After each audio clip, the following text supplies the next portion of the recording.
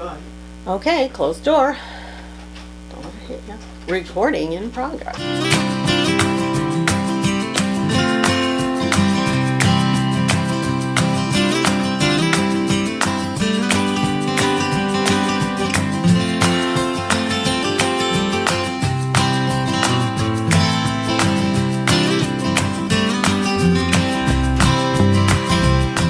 Hello and welcome back. My name is Jan and you can find me as Jan Ellen RN on Ravelry and on Instagram. It's been a hot minute. Ooh, I'm already coughing. Talking too much and I haven't gotten anywhere. It has been a hot minute since I have recorded, but I'm back, at least for now. I'm back. And I have a new setup. My kids and my husband, for my birthday, rearranged my whole recording area, and that was wonderful. They did an amazing job, but I had to reconnoiter all of my stuff, the camera, the lights, all of this stuff. So I've been doing that for the past hour and a half and trying to find where all of the various pieces were. But anyway, I already digress and we're only a minute in. So where have I been? Gosh, it's just been a crazy, crazy summer. It's hot as blazes outside, but I am not even going to complain. As much as I dislike the summer, I am totally not going to complain about it because of all of the flooding that's going on elsewhere. We've been very lucky we've not had that problem here. So the few times it has rained here, it's, you know, we've had some flooded roads and stuff, but nothing terrible, nothing too bad. So can't complain about that. But as you can tell from the title of this video, yes, yarn attacked. It happens, and I don't mean knitting attacks, like when you drop all your stitches off the needles or a stitch drops down and the whole thing ladders. No, yarn itself can attack, especially when you're not too bright about how you put it away. I have a wardrobe. I'm going to take 2 minutes for story time here. Stay with me.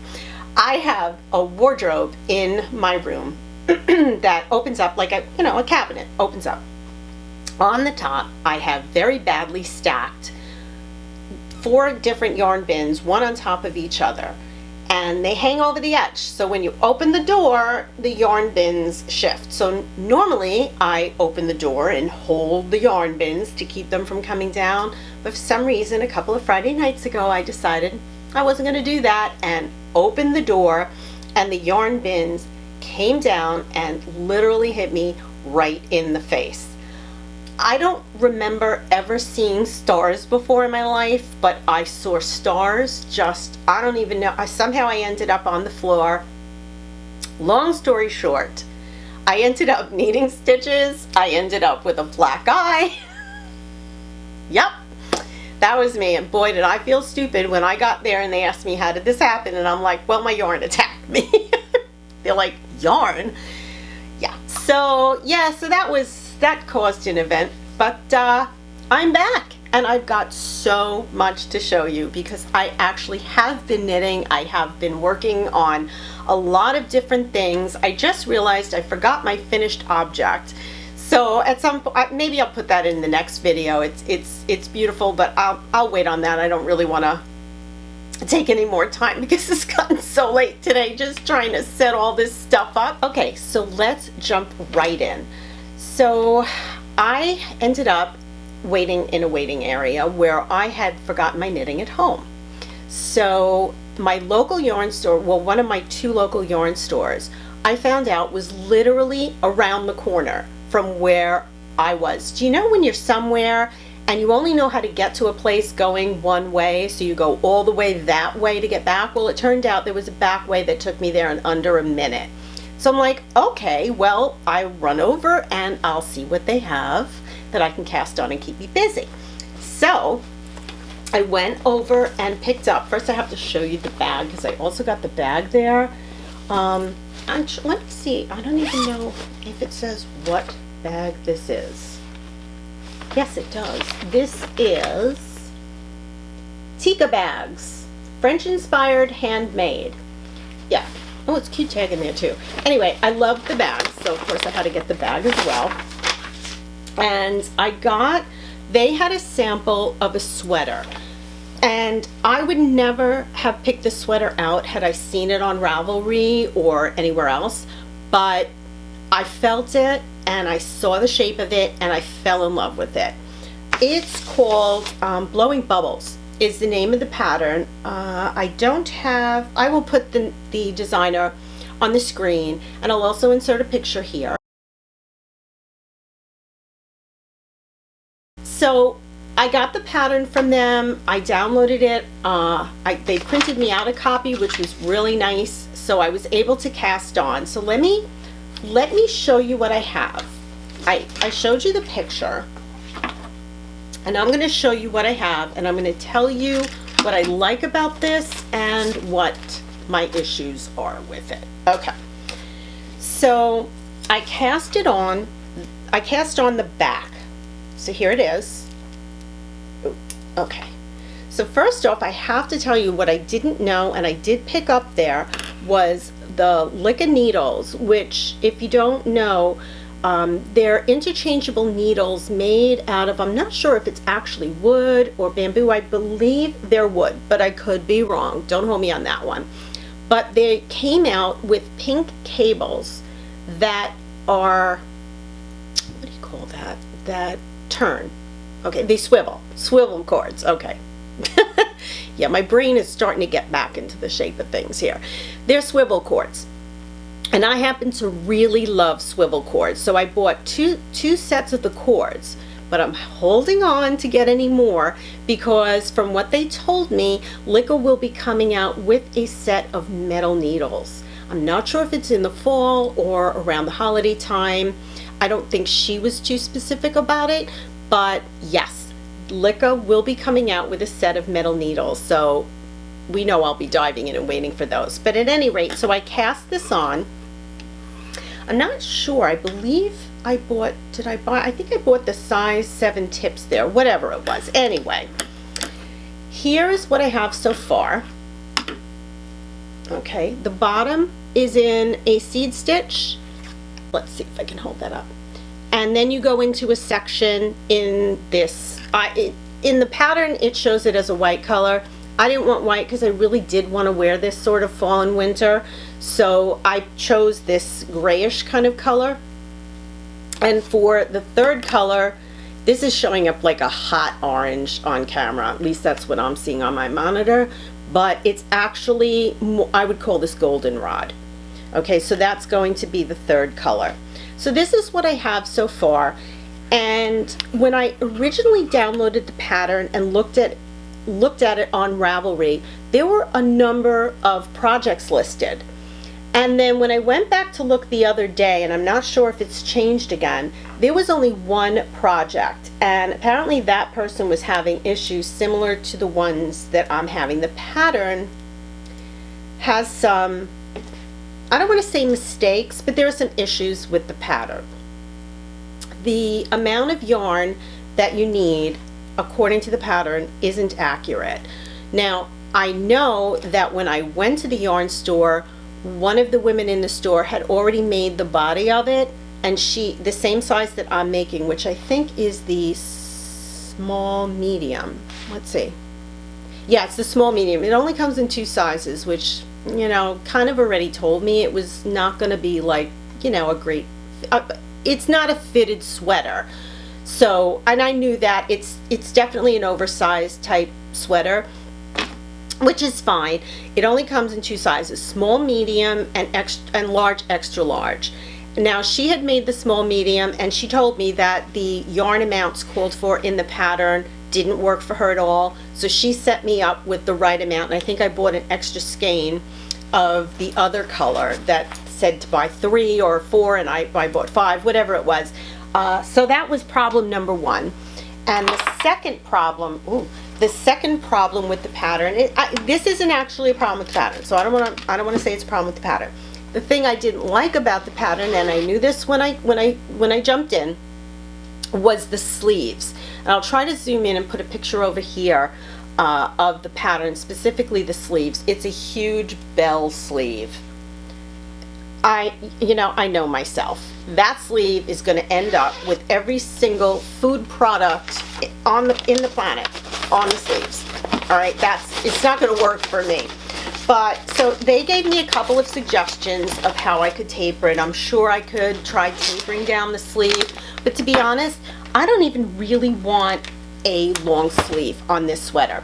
So I think if you look at the picture, you'll see where the top color ends, where the top of the sweater actually ends. I think that's where I'm going to leave the sleeve and maybe just crochet on an edge, or maybe just, you know, do some decreases down and then, you know, bind it off. We'll see. But the yarn, oh, I didn't even tell you what yarn it was, is so soft. And the sweater was just so, it just looks so comfortable. This is Wool Addicts by Lang Yarns, and I think that's who made the pattern, but I will, if I have the designer's name, I will link it. This is, what is this? It is 35%, let's see. Okay, 75, I believe this is cotton. And it must be, it's 65% cotton, 35% polymid, which is like a polyester. It's a man-made, but it's a brushed cotton, if you can see it. This does not knit like your typical cotton. It does not feel like your typical cotton. Actually, there's pieces of it floating around here. I was really impressed with, especially the seed stitch in this. Just makes it so yummy that when I saw the sweater, I was like, I have to do that. So I cast that on. I haven't been working on it for the last week. I will show you what I've been working diligently on, but I'm going to do that last. The other thing that I've been working on, and this one I actually started knitting, ripped it out, and then I just recast it on. So this is Itbe, which is a Laura Nelkin pattern. It was initially from her Lola's Choice Club. I believe it was, oh, let's see, I don't know, May, maybe? The May Lola's Choice Club? I think so. And this is from a yarn, a Japanese yarn called Dando. And Dando has yarn, I don't think I have the label from it, but I will put it up at the top. Yes, I do. Do I? Well, anyway. This is kind of a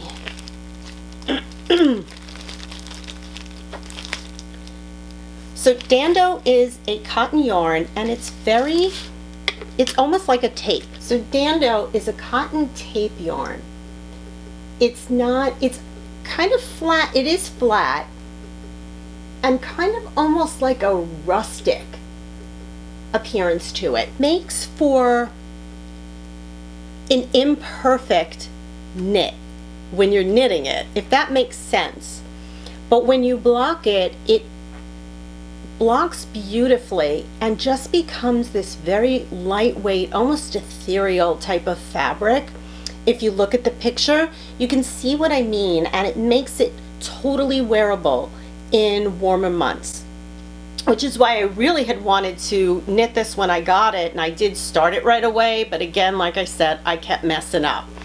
But it is a beautiful shawl, and I actually did get it. She had 4 colors, I think. I did get mine in the, what was it called? Rose color or something? Mauve, some kind of mauve color, which we all know is my color. So I did enjoy that color, and I love the pattern so much. I did purchase the kit for the larger version shawl, which she didn't have on her website. I'll put the website in the links below. I don't know if there are any more kits available. I know the color I got, which I think was Golden Oak, was sold out, but I do believe she still had some of the kits available, and it spoke to me. And like I said, it makes this ethereal sort of fabric. It also did come, the kit came with beads, because the border, the edge of the Itbe Shawl. Did I mention that the name of the shawl is called Itbe? Yeah, it'd be a real challenge today to get this recording done. I'm totally out of practice here.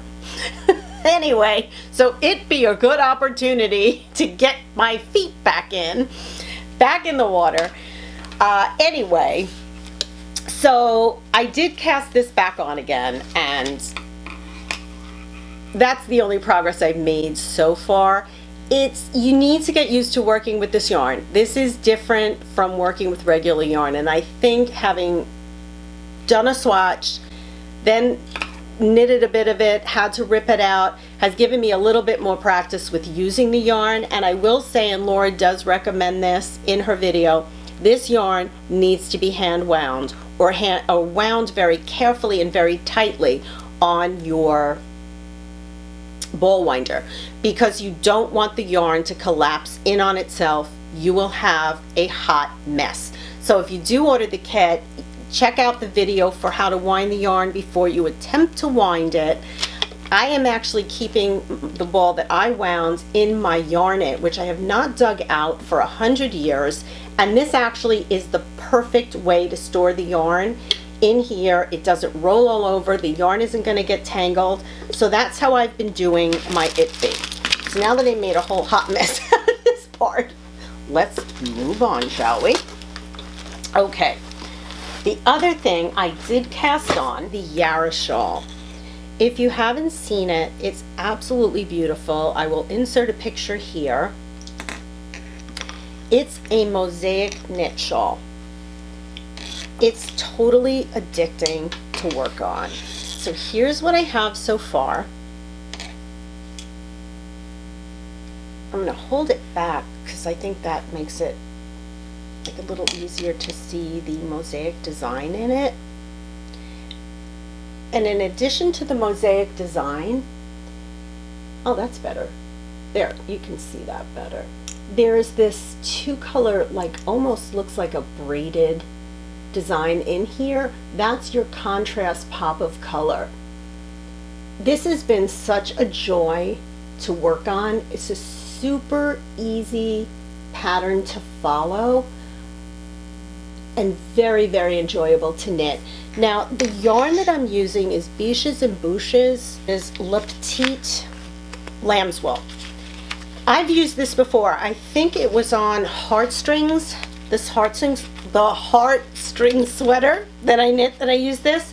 This is a toothy, rusticy, but beautiful stitch definition. This is a yarn absolutely made for color work. It's a joy to knit.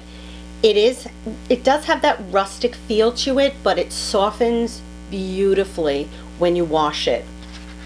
So I chose a black and a charcoal for the main colors, and then again you can see here, this is actually a burgundy color and a soft pink color. So that's another project that has been keeping me busy, but I want to show you the main project that I have been struggling to finish, and I am determined. I'm getting close.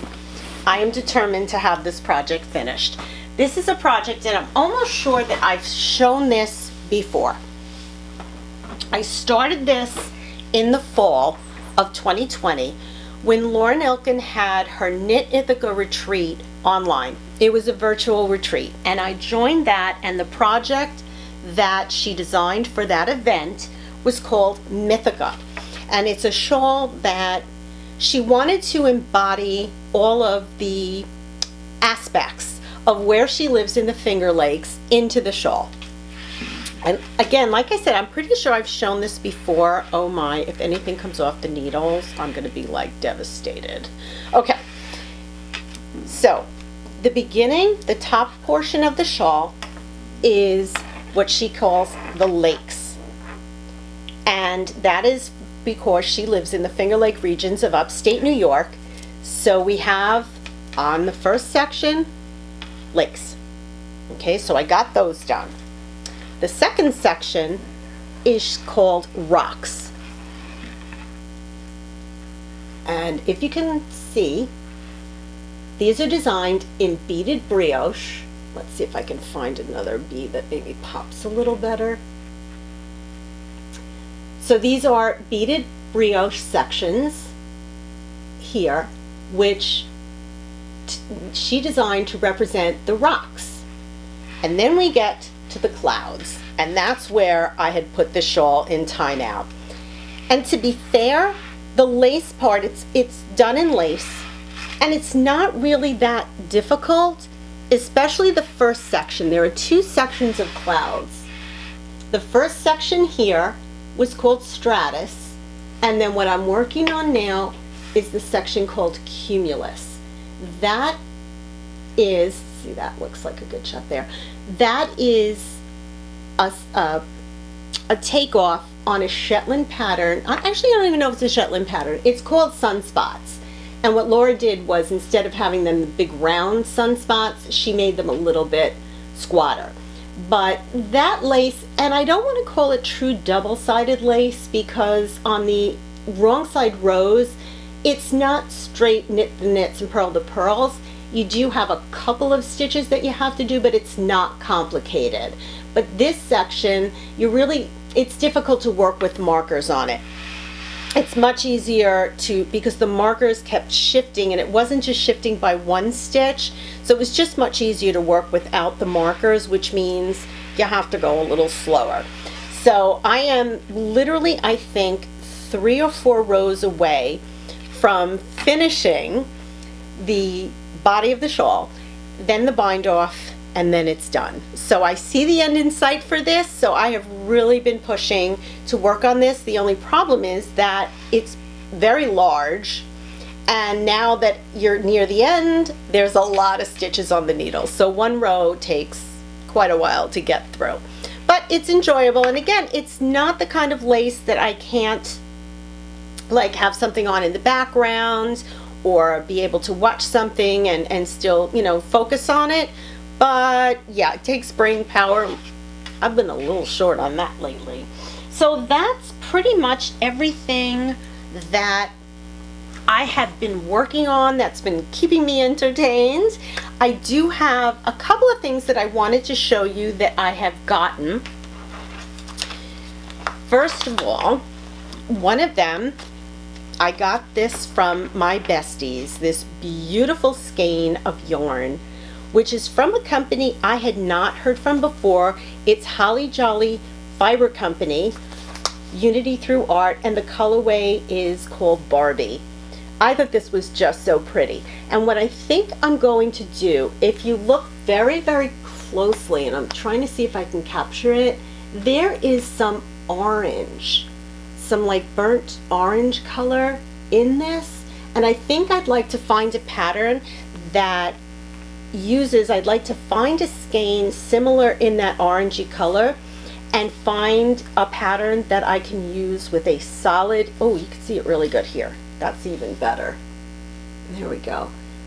I would love to pick that color up in a solid and make a nice, beautiful size shawl and use this as combined with a solid. So that's one thing. The other thing that my wonderful besties, hi girls, got me was this modular, it's called Modular. It is a notions pouch, and I had seen when my local yarn store came out with them, and I got obsessed with it, absolutely obsessed with it. This one is holographic. I know they have different patterns, but this one is in purple, which we all know, pink, purple, yeah, it's got my name on it. But this is really adorable. It has this little tassel on it and the zipper, and inside I cannot get over what's packed in this little notions pouch.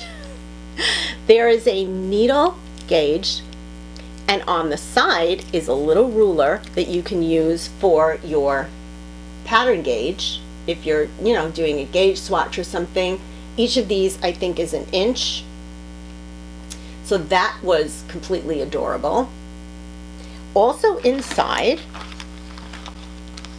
is this really unique scissor. Now I could try to open this right now. Let's try it. Let's see. And I've seen these kind of traveling scissors before, but never of this quality. These are really good, really sharp scissors. So that's packed in there. And again, these are wonderful because you can probably get these. These are probably airline safe. Oh my. All right, I'm going to close this later because Lord knows I'll probably take my finger off. There's also a tapestry needle. And what I truly love, these stitch markers. They are in the shape of a hexagon. Now, if you're a lace knitter in particular, let's see if I can get this to focus. Focus, focus. There we go.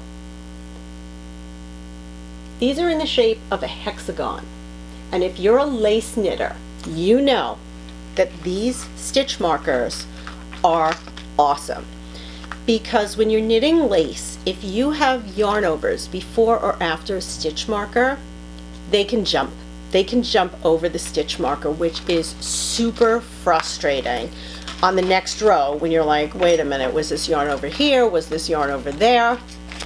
When you have a shaped stitch marker, particularly like the hexagon, it works perfectly to keep those yarn overs from jumping over the stitch markers. So your pesky yarn overs will stay on the side of the stitch marker that you need them to be on. So I love that. I loved this kit. This is adorable. And also, I have to show you this little bag, which is now my Lola's Choice bag, and houses my Lola's Choice kits. And I'm going to show you inside. I did get the July kit, and I want to show it to you because it's very unique. And I'm going to explain why. Okay, that's not it. Don't even tell me something. Okay, here we go. This month's kit, and I think she still has them available. I will link the information down below if you are interested. This month's kit for July is the bead aisle cuff. And I'm going to try and get a good close-up here. Okay, that's the cuff pattern. And it comes with the yarn and the beads to make the cuff. There's a tin with the beads in them. All of the beads that you need to use. They're right here. So you can see all the colors. The clasp is inside. It also comes with the yarn and super floss if you need to use that. The yarn is Emma's yarn Basic Biddies, which I thought is really cute, and in the colorway it's casual.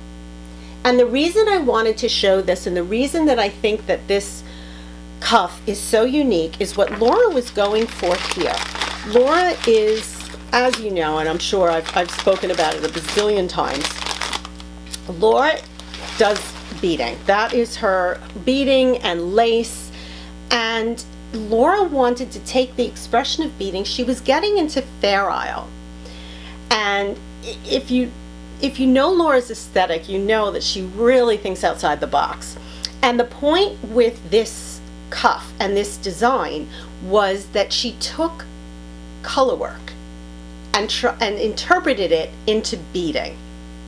So in other words, instead of changing colors and doing Fair Isle work with different colored yarns, she's working on Fair Isle with different colored beads, interpreting a Fair Isle pattern. I thought that was really, really cool. So I do want to start that. I do obviously have a bunch of stuff that I have to clean up in the meantime, but that's where I'm at. I'm actually gonna skip the scent part for this episode because, yeah, I've been a hot mess here, a total hot mess. And if I throw anything else into the mix, I think it's just gonna make us all crazy. So that's it for this episode. Thank you so much for spending some time with me. If you have any comments, any suggestions, please put them in the comment section below. If you like this video, give me a thumbs up and subscribe. Bye.